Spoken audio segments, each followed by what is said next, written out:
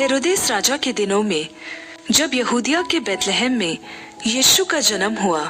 तब पूर्व से कई ज्योतिषी यरूशलेम में आकर पूछने लगे, यहूदियों का राजा जिसका जन्म हुआ है कहाँ है? क्योंकि हमने पूर्व में उसका तारा देखा है और उसको झुककर प्रणाम करने आए हैं। यह सुनकर हेरोदेस राजा और उसके साथ सारा यरूशलेम घबरा गया और उसने लोगों के सब प्रधान याजकों और शास्त्रियों को इकट्ठा करके उनसे पूछा, मसीह का जन्म कहाँ होना चाहिए? उन्होंने उससे कहा, यहूदिया के बैतलहम में, क्योंकि भविष्यद्वक्ता के द्वारा लिखा गया है, हे बैतलहम यहूदा के प्रदेश, तू किसी भी रीति से यहूदा के अधिकारियों में सबसे छोटा नहीं, क्योंकि तुझ में से एक अधिपति निकलेगा जो मेरी प्रजा इस्राएल का चरवाहा बनेगा। तब हेरोदेस ने ज्योतिषियों को चुपके से बुलाकर उनसे पूछा कि तारा ठीक किस समय दिखाई दिया था, और उसने यह कहकर उन्हें बैतलहम भेजा, जाकर उस बालक के विषय में ठीक ठीक मालूम करो, और जब वह मिल जाए तो मुझे समाचार दो, ताकि मैं भी आकर उसको प्रणाम करूं। वे राजा की बात सुनकर चले गए, और जो तारा उन्होंने पूर्व में देखा था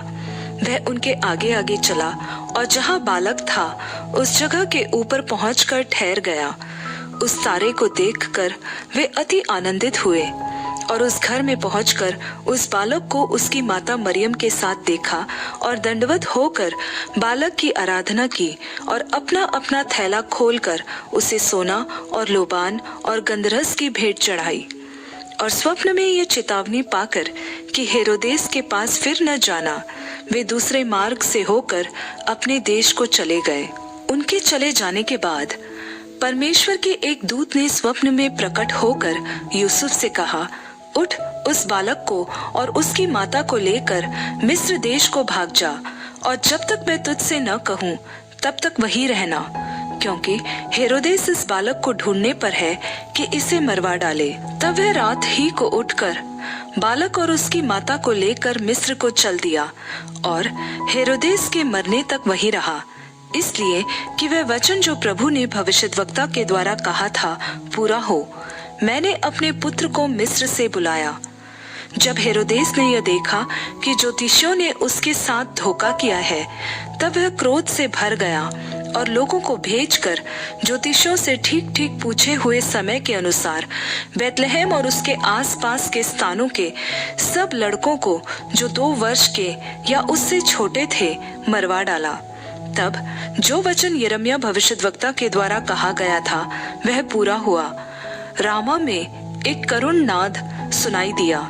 रोना और बड़ा विलाप। राहेल अपने बालकों के लिए रो रही थी और शांत होना न चाहती थी,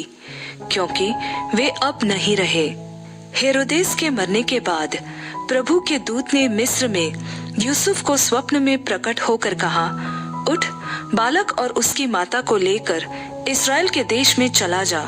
क्योंकि जो बालक के प्राण लेना चाहते थे वे मर गए। वह उठा और बालक और उसकी माता को साथ लेकर इस्राएल के देश में आया, परंतु यह सुनकर कि अरखिलाउस अपने पिता हेरोदेस की जगह यहूदिया पर राज कर रहा है, वहां जाने से डरा, और स्वप्न में परमेश्वर से चेतावनी पाकर गलील प्रदेश में चला गया और नासरत नामक नगर में जा बसा, ताकि वह वचन पूरा हो जो भविष्यद्वक्ताओं के द्वारा कहा गया था, वह नासरी कहलाएगा।